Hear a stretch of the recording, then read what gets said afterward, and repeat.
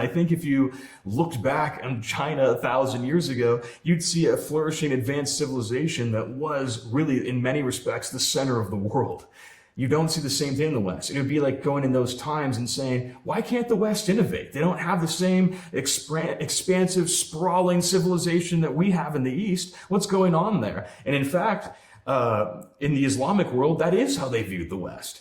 In that same time period, in the Abbasid Caliphate, which is contemporaneous with the Tang dynasty, they saw the West as a backwater technologically that they could ignore. It was something that was already accounted for. It was not prosperous. There was no desirable trade good. There was no intellectual current worth studying. There was nothing to be gained from the religion. They looked east.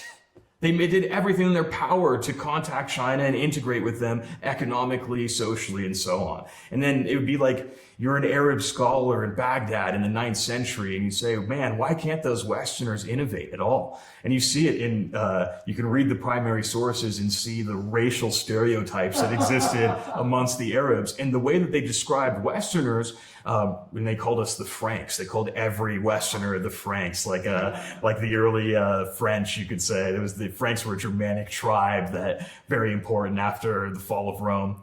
But they called us all Franks, and they said their stereotype was the Franks are stupid and warlike. They're good at war, but they're stupid. They have no intelligence. They don't invent anything. They can't. Yeah, exactly. And that's like a caricature that, of course, you wouldn't necessarily associate the modern West with in this narrative. And part of that is we're looking at the framing, and this is why.